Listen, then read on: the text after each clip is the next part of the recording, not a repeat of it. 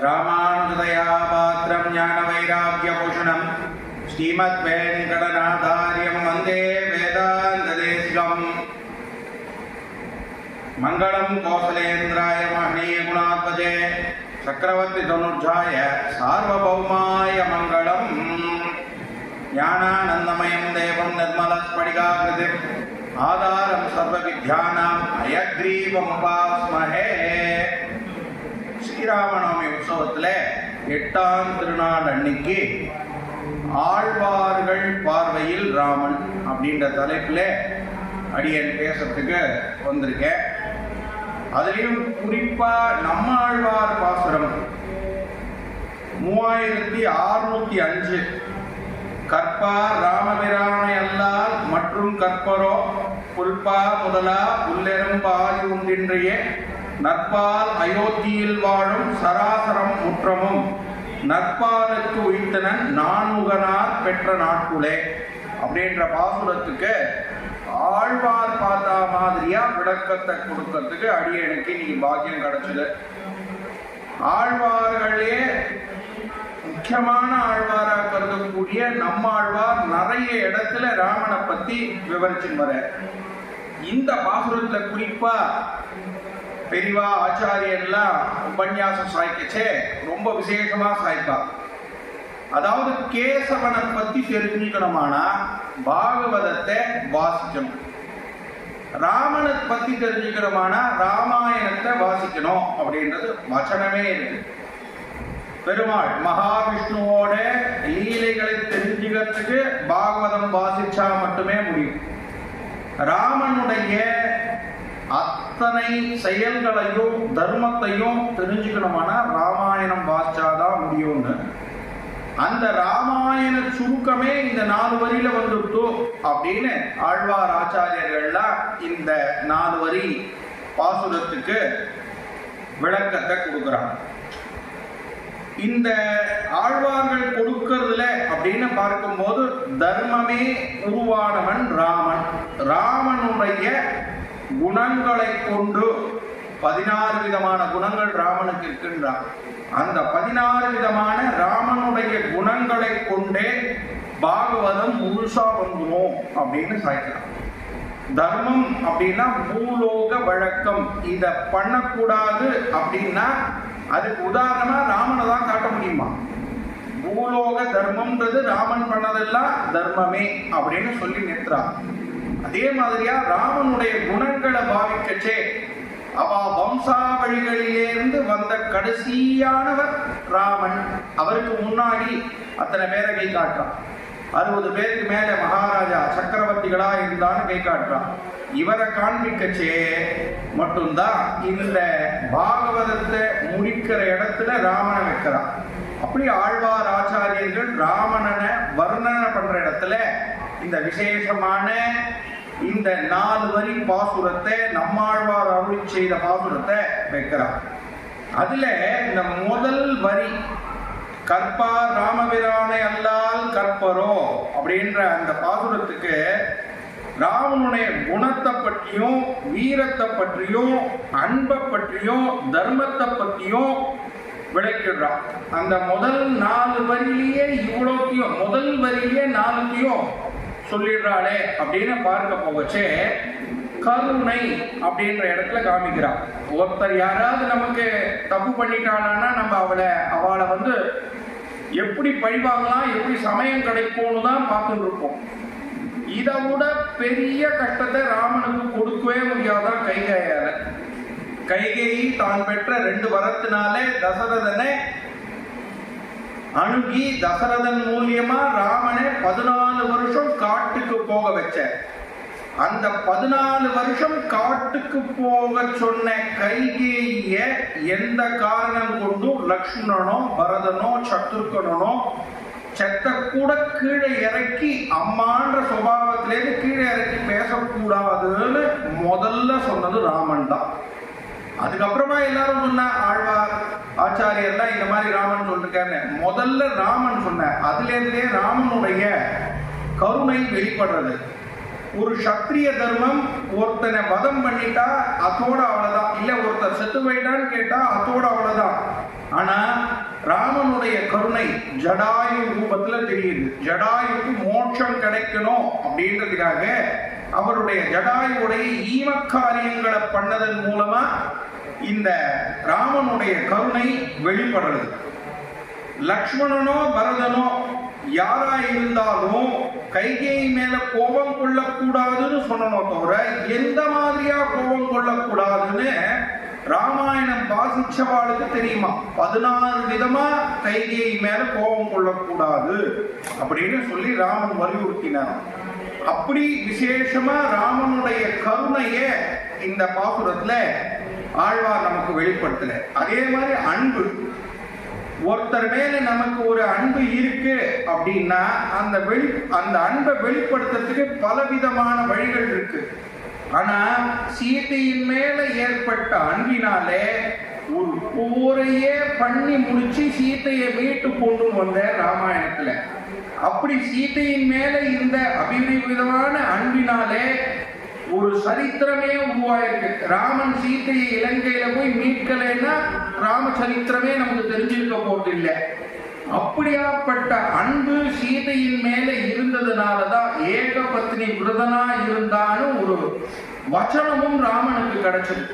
மற்றவா மாதிரி இல்லாம, மற்ற சக்கரவர்த்திகள் மாதிரி இல்லாம ஒரே ஒரு ஆத்காரி சீதையை வச்சுட்டு ராமாயணம் பூர்த்தியா தன்னுடைய சரித்திரத்தை வெளிப்படுத்தினார். சீதையின் மேல இருக்க அன்பே காரணம் அப்படின்றது நம்மாழ்வார் எழுதின இந்த பாசுரத்துல 2வதா இருக்கக்கூடிய இதுல தெரிய வருது. லக்ஷ்மணன் மேல இருக்கக்கூடிய அன்பு, எந்த ஆபத்து லக்ஷ்மணனுக்கு வந்தாலும் அதை தடுத்து ஆட்கொண்டு லக்ஷ்மணனுக்கு முன்னாடி ராமன் நிற்கிறாரா, ராமனுக்கு முன்னாடி லக்ஷ்மணன் நிற்கிறாரான்னு தெரியாத மாதிரியா அவர் லக்ஷ்மணனுக்காகவே தன்னுடைய வாழ்நாள் மொத்தம் கழிச்சார் அப்படின்னு பெரியவாள்லாம் காப்பார். லக்ஷ்மணன் தான் ராமனை காப்பாத்தினான்னு சொல்வா. இல்ல, ராமன் தான் லக்ஷ்மணனை காப்பாத்தினு ராமாயணம் திரும்ப திரும்ப எல்லாருக்கும் போதிச்சுட்டே வருது. தன்னுடைய இளையவனான இந்த லக்ஷ்மணனை தனக்கு நிகரானவனா வச்சுட்டு அவனுக்கு எந்த விதமான கஷ்டமும் ஏற்படக்கூடாதுன்னு ராமாயணம் மொத்தம் பார்த்து வந்தேறான். இதிலே இந்த லக்ஷ்மணன் மேலே ராமனுக்கு இருந்த அன்பு தெரிய வருது. அனுமார் மேல ஏற்பட்ட அன்புதான் பக்த ஆஞ்சநேயனா அனுமார மாத்திட்டு. அனுமார் மேலே ராமன் செலுத்திய அன்பு அப்படின்றது எப்படியா இருக்குது அப்படின்னு பார்க்க போறச்சே அதுக்கு சொல்லி முடிக்கிறதுக்கே வாய்ப்பு இல்லையா. அவ்வளோ விதமான ஒரு அது அந்யோன்யம். ராமன் இததான் மனசுல நினைப்பார்னு அனுமாருக்கு தெரியுமா, அனுமார் இததான் மனசுல நினைப்பார்னு ராமனுக்கு தெரியுமா.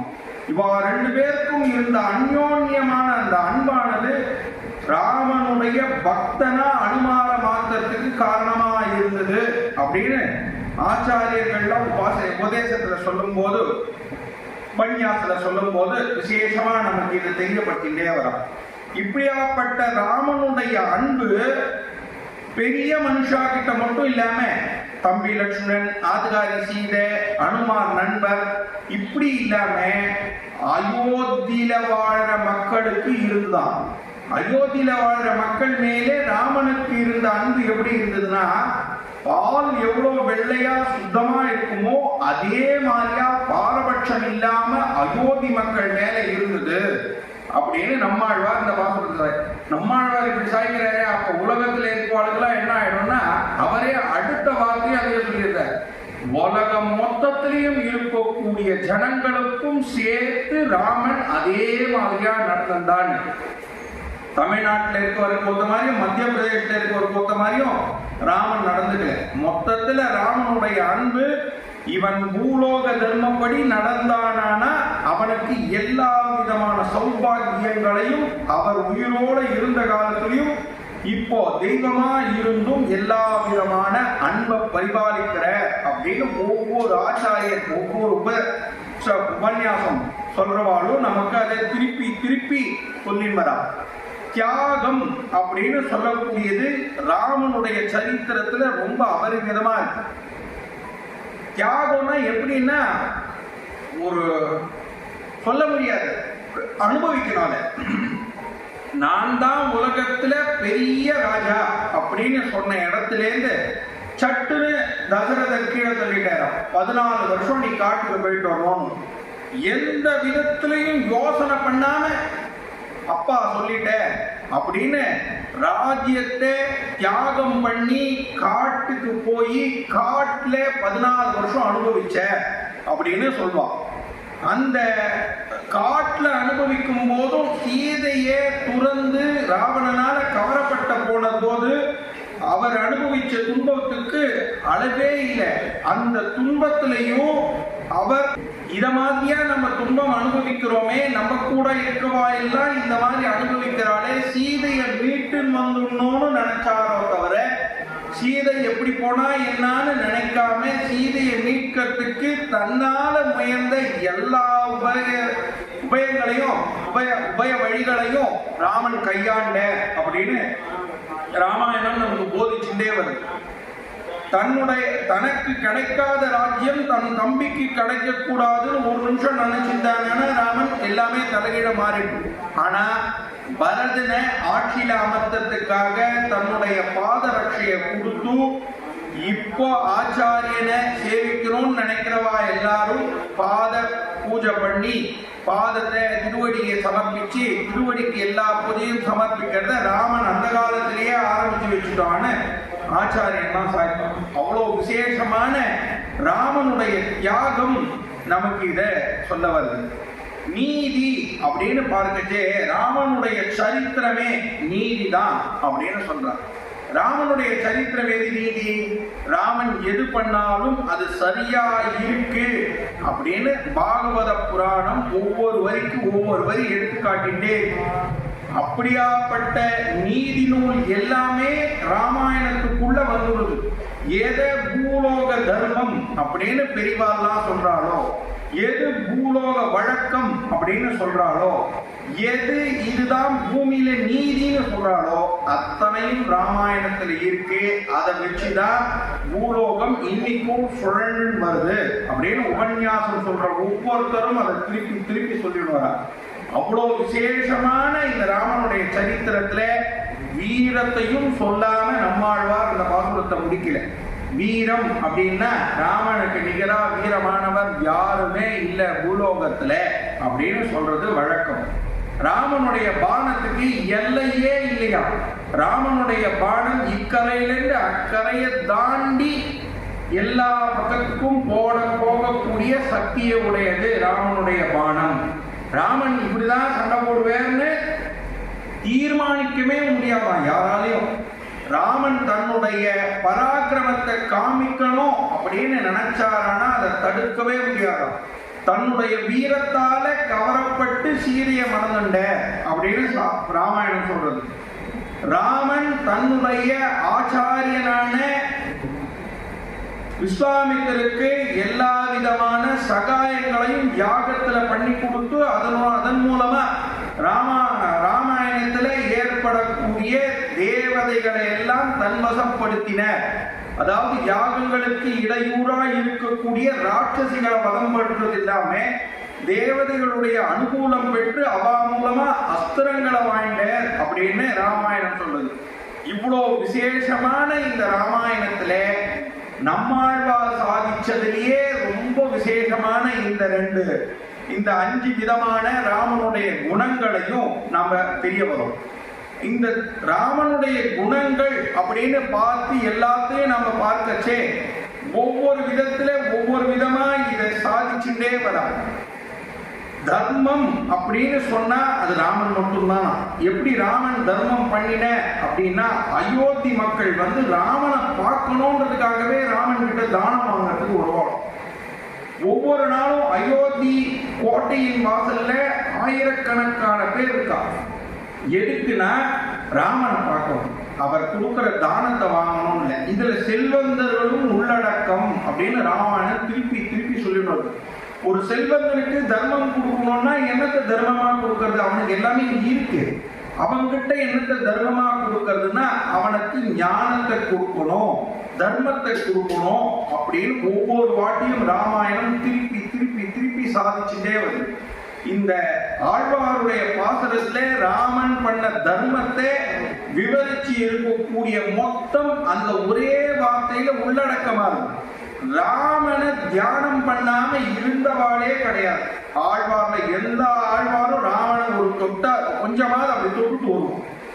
அந்த ஆழ்வார் தொடர்றதுக்கு காரணம் என்னன்னா பூலோக வழக்கம். பூலோகத்துல நீங்க எதை பண்ணணும் நினைச்சாலும் அது ராமன் இல்லாம பூர்த்தி ஆகாது. ராமன் நன்னா இருக்கணும் அப்படின்னு நினைச்சவா எல்லாரும் ஜெயிச்சதாதான் சரித்திரத்துல சொல்லிட்டு ராமன் ஜெயிக்கணும்னு நினைச்சா பூலோகத்துல இருக்க மக்கள் எல்லாரும் ஜெயிச்சா மாதிரி. பூலோகத்தில் இருக்க மக்கள் எல்லாம் ஜெயிச்சாரானா லோகமே சேமமா இருக்கும் அப்படின்னு சொல்லி சாஸ்திரங்கள்லாம் திரும்பி திரும்பி நமக்கு போதிச்சுட்டே வருது. ராமனுடைய தர்ம குணத்தை பத்தி இவ்வளவு தூரம் விவரிச்சவா ராமனுடைய தனிப்பட்ட வாழ்க்கையை விவரிச்சு வரும்போது அவன் அனுபவிச்ச இன்னல்களை துன்பங்களை விவரிச்சுட்டே வரா கூட. அப்படி ராமன் அனுபவிச்ச துன்பம் மாதிரியா பூலோகத்துல வேற யாரும் துன்பமே அனுபவிக்க கூடாது, அவர் அனுபவிச்ச துன்பத்தை மற்றவாளுக்கு கிடைக்க கூடாதுன்னு ராமன் சர்வ சதாகாலமும் தன்னுடைய பக்தர்களுக்கு இதை அருள் பாலிச்சுட்டே இருக்காராம். நீ நினைச்ச காரியம் உனக்கு ஜெயிக்கணும், நீ நினைச்சது நடக்கணும் அப்படின்னு ராமன் அருள் பாலிச்சுட்டே இருக்காராம். அதனாலதான் சத்திரியனா இருக்கக்கூடிய ராமனை பிராமணனாக்கி பிராமணனுக்கு மேல தேவதையா தெய்வமாக்கிட்டார். அவர் அவதார புருஷன் அப்படின்னு வேதங்கள் எத்தனை வாட்டி திருப்பி திருப்பி சொன்னாலும் பூலோகத்துல கர்ப்பத்தின் வழியா பிறந்த ஒரு அவதார புருஷன் யாருன்னா அது ராமன் தான். அப்படியாப்பட்ட ராமனை நாம தொடர்ந்து கொண்டாடணும், தொடர்ந்து பாராயணம் பண்ணணும், தொடர்ந்து கேட்கணும். நவகிரகங்களுக்கும் ராமனுக்கும் இருக்க சம்பந்தங்கள் அப்படின்னு சொல்லி தனியா புதுசா கொண்டு வரா. அப்படியெல்லாம் இல்லையா. ராமனுடைய சரித்திரத்துல எப்போ அனுமார் சேர்ந்தாரோ அப்பவே அனுமார் திக்பாலகர்களை அடக்கி ஆண்ட காரணத்தினாலே ராமனுடைய சரித்திரத்தை கேட்டாலே அனுமார் இல்லாம காரியம் போகாது. அதனால அனுமார் இருக்க இடத்துல திக்பாலகர்கள் தன்னுடைய செயலை செய்ய மாட்டான். அதுக்கு காரணம் நேற்று உபன்யாசத்துல சாட்சது. அனுமார் எல்லா விதமான திக்பாலகர்கிட்ட இருந்தும் ஒரு வரம் வாங்கியிருக்க. அந்த வரத்தின் மூலமா ராமனுடைய பக்தனா இருந்து நண்பனா இருந்து பூலோகம் தழைக்கிறதுக்கு ராமன் மூலமா பூலோகத்துல எல்லா ஜனங்களும் சௌக்கியமா இருக்கிறதுக்கு எல்லா விதமான காரியங்களையும் பண்ண அப்படின்னு சொல்லி சொல்வான். அப்படியாப்பட்ட இந்த உபன்யாசத்துல இருக்கக்கூடிய ராமனுடைய சரித்திரத்தை கேட்கறதுக்கும் வாசிக்கிறதுக்கும் எல்லா விதமான குணங்களையும் அனுபவிக்கிறதுக்கும் எல்லா விதமான குணங்களையும் நாம திரும்பி பிரயோகப்படுத்துறதுக்கும் பெருமாள் நமக்கு இன்றைய தினத்துல அருள் பாலிச்சு இந்த ஸ்ரீராம நவமியோட நம்மளுடைய துன்பங்கள் எல்லாம் போய் நல்ல சௌக்கியமா நம்மளை பெருமாள் வச்சுக்கணும்ன்றதா ராமனே அனுகூலம் பண்ணணும் அப்படின்றதா நினைச்சு ராமனுடைய பக்தனான அனுமார் மூலமா ராமனை பிரார்த்திச்சுட்டு ஆழ்வார் அனுகிரகத்தோட இந்த ராமனுடைய சரித்திரம் நன்னா இருக்கணும், நன்னா வரணும், ராமனுடைய சரித்திரம் மேல மேல வளரணும், பக்தர்களை ஆட்கொள்ளணும், பக்தர்கள் ராமன் மேல அன்பா இருக்கணும், ராமன் பக்தர் மேல அன்பா இருக்கணும்னு சொல்லி பூர்த்தி பண்ணிக்கிறேன். கவிதார்க்கிக சிம்மாய கல்யாண குணசாலினே ஸ்ரீமதே வெங்கடேசாய வேதாந்த குரவே நமஹ.